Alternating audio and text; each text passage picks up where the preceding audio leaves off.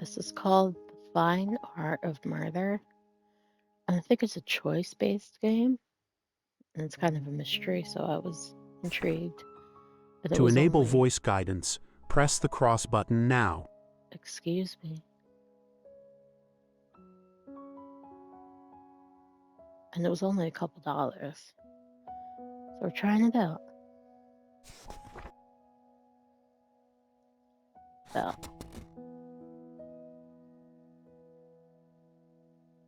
let's go back. That's fine.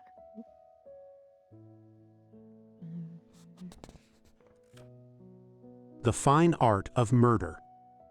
You arrive at the solicitor's office, full of nervous anticipation. All you know is that you've inherited something from your late great-uncle, Xavier. Deep down, you are hoping for property, but instead you are presented with a first edition of The Picture of Dorian Gray and a Oscar postcard Wilde. print of an oil painting. Not just any painting, but one of Xavier's. He was a famous artist, after all. It's a portrait of an angry man, possibly Xavier himself, but as he had been an identical triplet, it could equally have been either of his two brothers, Yardley and Zachary, dead and missing, respectively. Okay. So we have. So somehow he's related to. There would be his other great uncles. The Dorian Gray was written by Oscar Wilde. Okay. Check the postcard. You turn over the postcard to see a lengthy and seemingly random list of numbers. With a breathless excitement, you immediately jump to the conclusion that it is a code. However, it takes considerably longer to actually decipher it. Am I deciphering it? Continue. 1 month later, and after realizing that the book wasn't simply a gift, it's part of the cipher, you decode the numbers. The message L231 L17 is revealed. After many sleepless nights and endless research into what this means, you eventually decide that it is either the location, date, and lot number in an art auction, or it is the direction to a particular painting in the National Art Gallery. Okay, so right away I was going to head for the gallery. Head off to the gallery.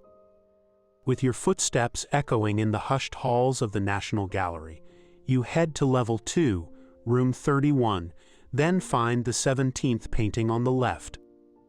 It is, to your uninitiated eyes, a drab portrait of a woman by an artist you've never heard of. Still, What's his name? the woman in the painting is presumably drab because she's in mourning. The painting is called Clarissa at the Crypt. Remember that. You memorize the name and then decide that, as you've already paid the entrance fee, you might as well make the most of it. You could hire the handheld device with headphones to accompany you around the gallery, or show the postcard print of Xavier's portrait to the nearest gallery guide. Continue. You have encountered a new story moment. National Gallery. I'm going to get it from the person themselves, who's noted in these things, has some knowledge.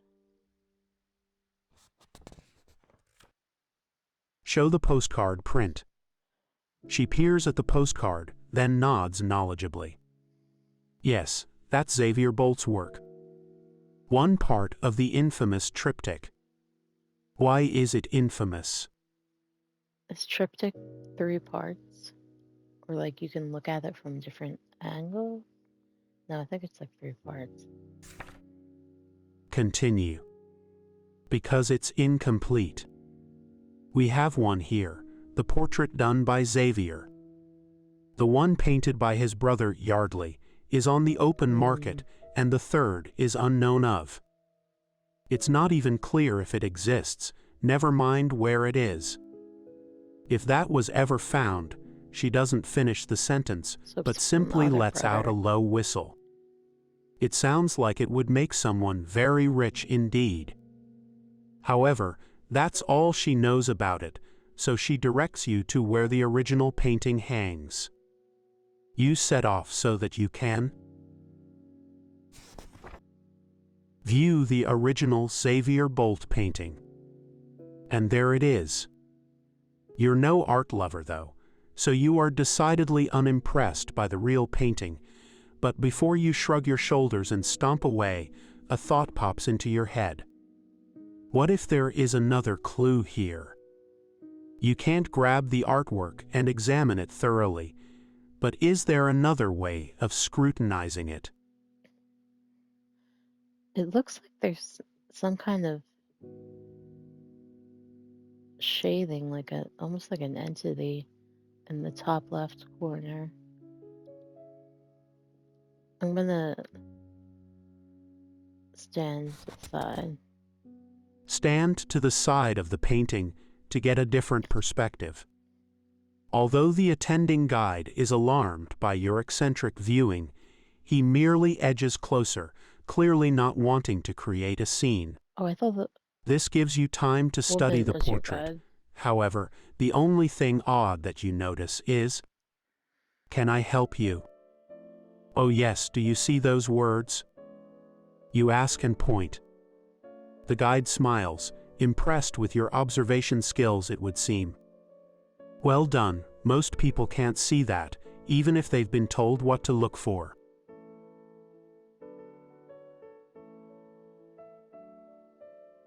Are they by that door? What words? I feel like my mystery skills are deceiving me right now. Are they by that door? On the right? On the ground? Continue. That surprises you. Now that you've seen the word talentless scrawled within the texture of the oil strokes, you can't unsee it. Yes, it's clever, the guide continues. The way the light catches it at a certain angle. Presumably, Yeah, I it's knew I the was talking artist about someone Xavier else. Bolt's opinion of the subject, who is almost certainly his brother, Yardley. Sibling rivalry can be bad at the best of times, but throw professional jealousy into the mix and you have a recipe for disaster. Okay. Continue. You nod in what you hope is a knowledgeable fashion, but this isn't really helping your search for clues. The guide finishes by remarking, "By all accounts, Xavier was an arrogant fellow and quite condescending of Yardley's work, but what isn't known is the meaning of these numbers here on the side of the frame. Now, if you could step away from the painting." Lucky that he'd mentioned that, you hadn't spotted the numbers. You quickly memorize them as you are gently but insistently moved on. I see like a 7. Um, and then like a 4. Or is that a 14? 714. And then there's a square around it. 714. 0? I don't know. Continue. Later, you return again to the picture of Dorian Gray and use the numbers to decode another message. It's an address and a 4-digit PIN.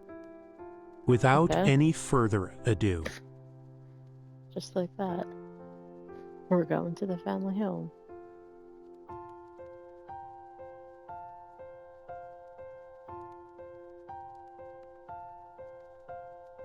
Oscar Wilde, let's go. you head to the Bolt family home. Standing outside the tall, wrought iron gates, you briefly daydream about the solicitor telling you that this house was your inheritance instead of a book.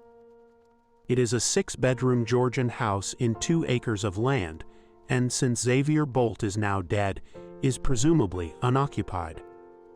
You ring the buzzer to make sure, and when there is no reply, enter the 4 digits into the keypad.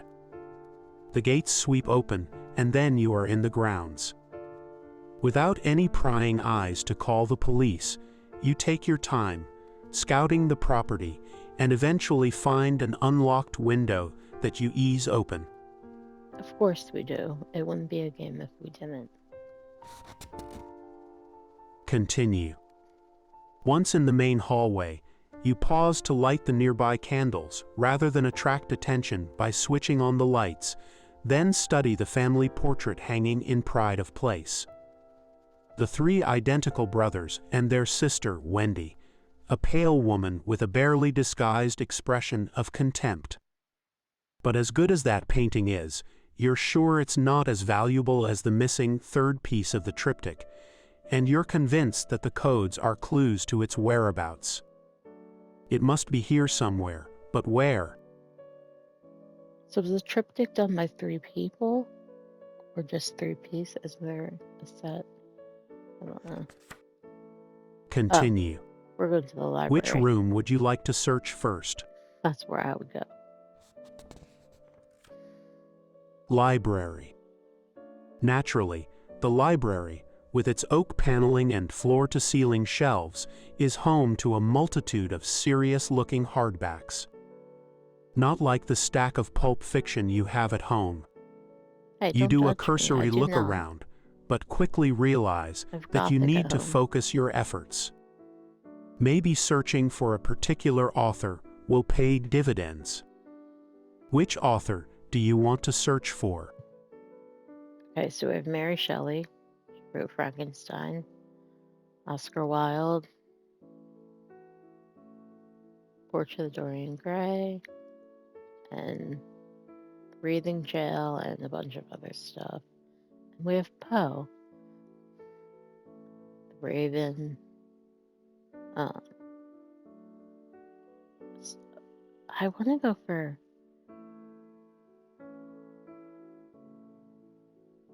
They're all kind of Gothic-like, the titles I just mentioned. So I don't think it matters. Edgar Allan Poe. You quickly find the section and pull The Black Cat down from the shelf. In an instant, there is a bone-rattling bellow, and the sickly sweet stench of fresh vomit fills your nostrils. Okay, I've had that. You retch, then run frantically for the door. But once you reach the hallway, the noise and smell disappear as quickly as they came. After that, though, there is no way you're going back inside the library. So, where do you search next? You have encountered a new story moment. The Black Cat.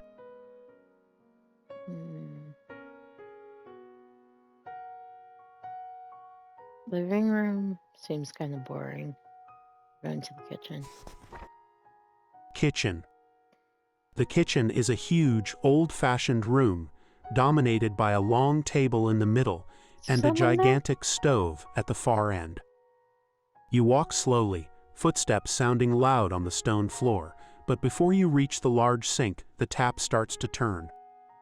With a painful creak, yellow-brown water trickles out, then becomes a torrent.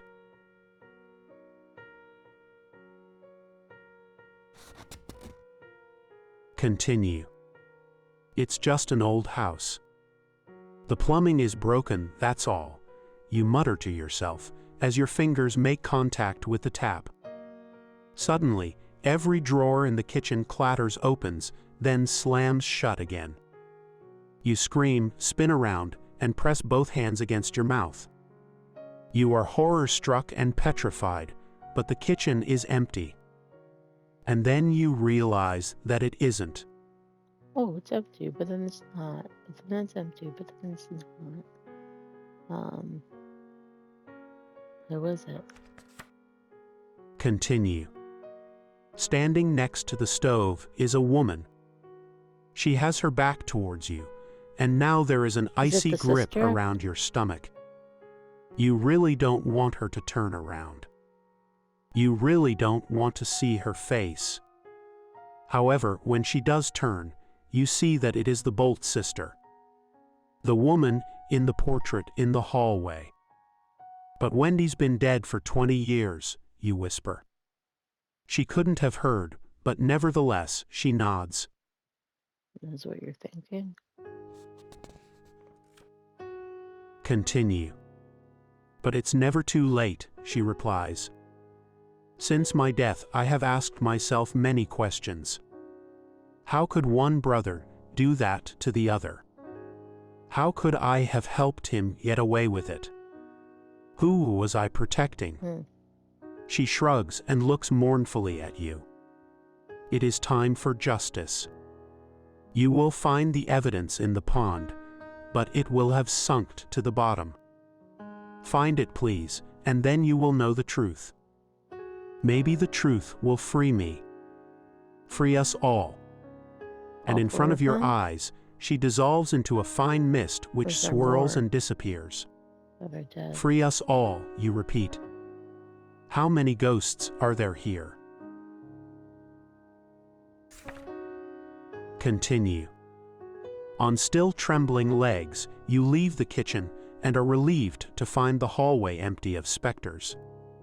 However, before you can even think about your next move, you hear someone laughing outside.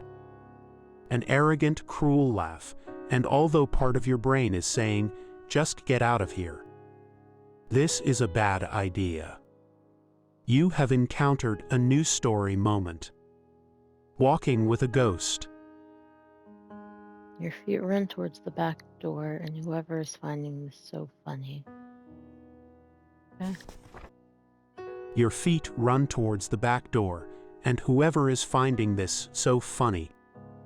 But of course, when you open the door and step into the cool, dusky evening, you are alone. Or so it would seem. Classic. Continue. However, in the distance, you spot something that an interloper could hide in. A mausoleum. You sigh in resignation. Naturally, a family of so much wealth with this amount of land would just have to have their own mausoleum, wouldn't they? And as you approach it, you spot that there is a small graveyard too. Oh, this is just great, you mumble sarcastically.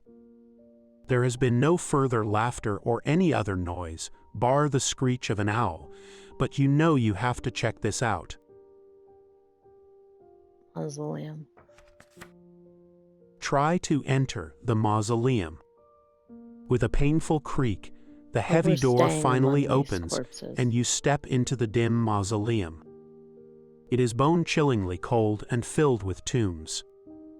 In the fading light, you read 4 names, then gulp as you face up to a nightmarish prospect. Are you really going to open one of these tombs?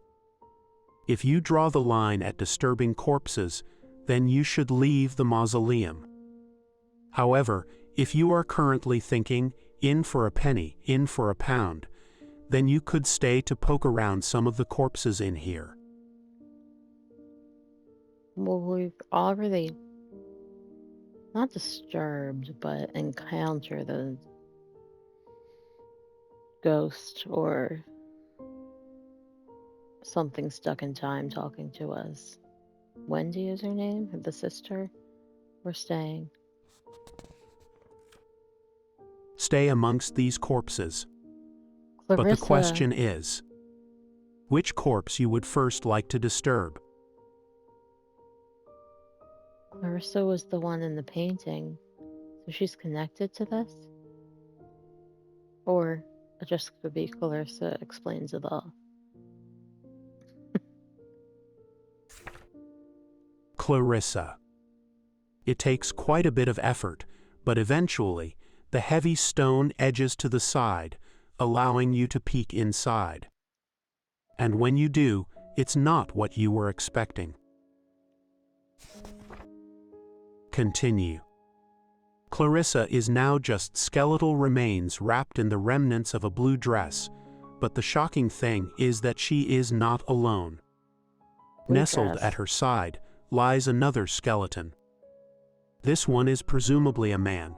It is dressed in what must have been a very fine suit, and despite the dirt and mold, you can still see a brown stain of old, dried blood on the shirt collar. Shirt collar. It looks like this body was dumped in with poor Aunt Clarissa. But who was it, and how did they die? Aunt Clarissa. And just as you ponder this mystery, there is a distinct cough directly behind you. Hey, mate. Yeah, I'm the dead guy. Continue. You scream, but it is a strangled sound as absolute fear constricts your throat. Standing there is a man, one of the Bolt triplets, with a paintbrush protruding from his eye. Okay. He nods in acknowledgement, making the wooden handle waggle up and down in the eye socket. It's actually. You feel sick as you watch the blood ooze from the wound, then trickle down his cheek and soak into the shirt collar. That's you. The body in the tomb. Got it in one. Zachary Bolt in the flesh. Or not, as the case might be. With his own joke, he tries to wink, but the paintbrush gets in the way. Seems to be a character.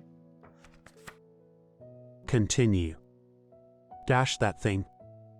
Still, I had been winding old Yardley up. Sitting for a portrait is terminally dull, so I had to liven things up a bit. Yardley was always so easy to tease. I just had to mention Xavier's latest exhibition, and poor old Yard would blow a gasket. Yardley murdered you. With a paintbrush? You're in one of the triptych portraits? He must be if he's one of the three brothers. Continue. Yes, yes, and yes. Cheeky blighter painted the red velvet cushion in my actual blood. Can you believe it? Yeah, I can. And then left the paintbrush, the murder weapon no less, in plain sight. Plain sight. I'll tell the police that you're here. You can be properly buried and can have justice unless you want to protect him. Protect him? Dash that scoundrel. Brother or not, the truth must out. After that vehement proclamation, the ghost slowly fades, then disappears. So, now you know the final resting place of Zachary Bolt, although it would be useful if you could also find the murder weapon. Can't be in the pond. Something else has to be in the pond. Take shirt collar. Take the shirt collar. You take the blood-stained shirt collar as proof of this discovery, then replace the lid and think about examining another of your ancestors' tombs. However, if you don't want to push your luck, you can leave the mausoleum. What is your next step? You have encountered a new story moment. The shirt collar. I kind of want to see what Wendy's up to because she's the one who came to us. Open up Wendy's tomb. The stone lid shifts surprisingly easily, but although you are prepared for the sight, Wendy's eyeless skull is quite a shocker. The skeleton is yellowed with patches of dried, taut, leathery flesh still wrapped around the bones in places.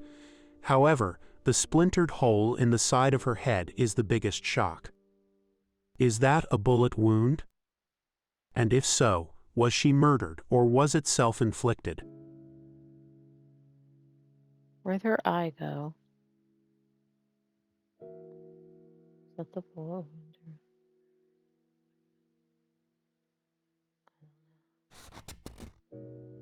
Continue.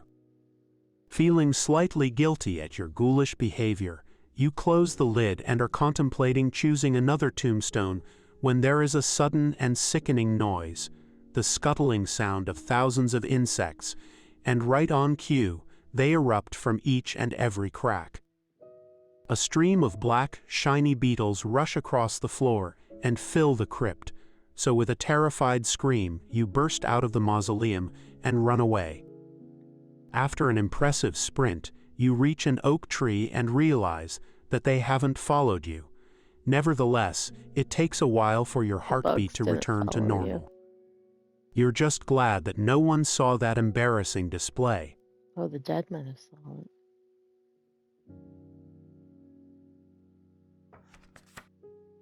Continue. There's no way you're going back, so? Should I head around the side of the house or should I stop here? Is there a save?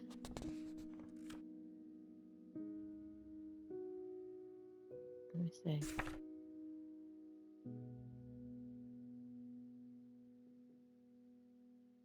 Is there a save in this?